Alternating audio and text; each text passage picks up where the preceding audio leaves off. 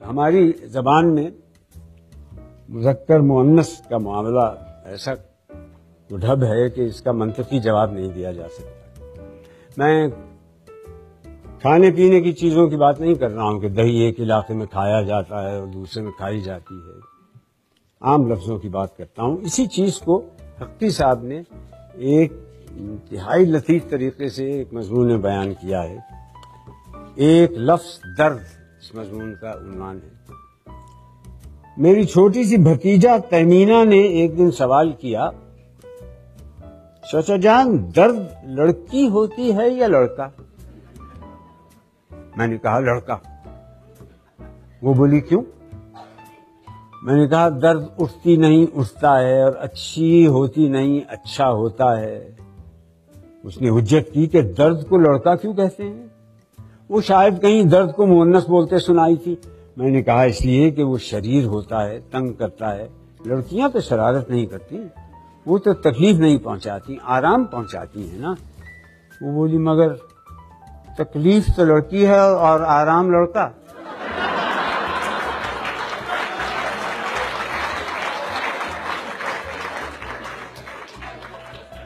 اس پر میں ذرا چکرایا، بات بنانے کو کہا بھائی بعض لڑکیاں بھی تو شریر ہوتی ہیں، آخر تو بس تکلیف ایک ایسی شریر لڑکی ہے. مگر دیکھو خوشی لڑکی ہے اور رنج لڑکا. اکثر اچھی اچھی چیزوں کو لڑکی ہی بنایا گیا ہے.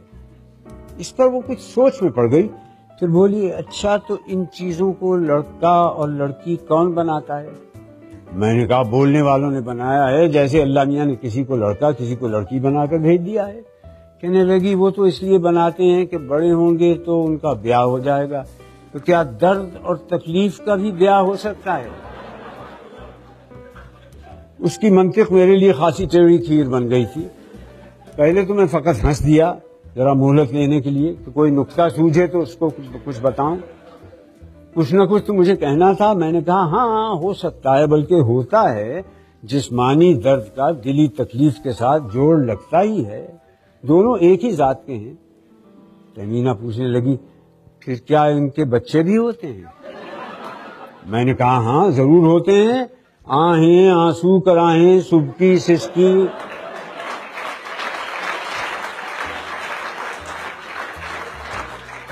انہی کے بچے تو ہیں. آنسو کو شاعر لوگ شریر لڑکا ہی بتاتے رہے. آنسو ٹھہرتا نہیں، گھر سے نکل پڑتا ہے.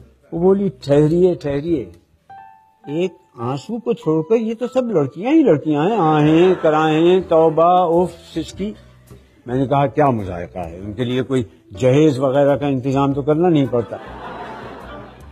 اب اس نے پوچھا کہ انہیں پہچانتے کیسے ہیں کہ کون لڑکی ہے اور کون لڑکا؟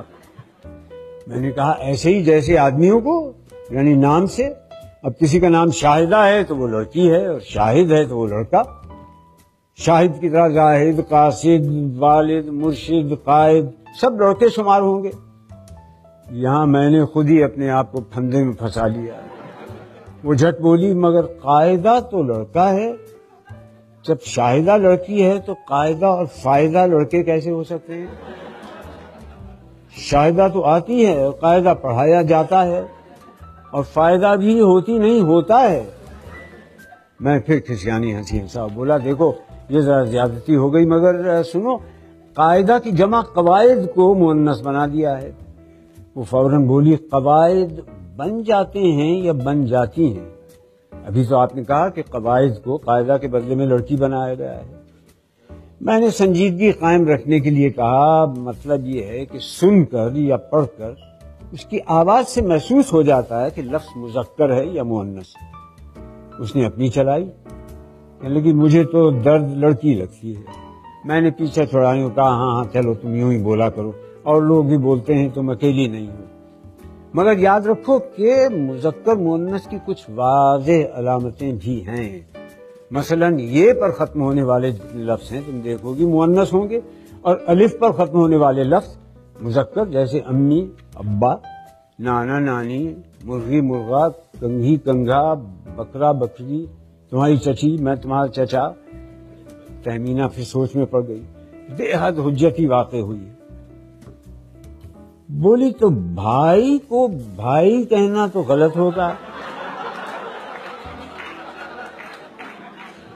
بھا کہا کروں اور آپا کو آپی؟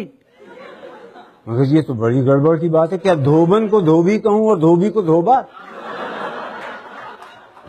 میں نے بات کا رخ بدلنے کے لیے کہا دیکھو بعض لفظوں میں جو آخر میں یہ آتی ہے یہ ان کے پیشے کو ظاہر کرتی ہے، جیسے دھوبی، درزی، نائی، قصائی، بساتی، کبابی۔ بولی تو یہ سب آپ کیا کہتے ہیں مؤنث ہیں، اور ماما آیا کیا کہتے ہیں مذکر، تو آیا آئی کہ آیا آیا؟ وہ پھندے پر پھندا ڈالتی جا رہی تھی، مجھے ضروری کام یاد آ گیا، میں نے کہا ابھی تمہیں یہ باتیں سمجھانا بہت مشکل ہے۔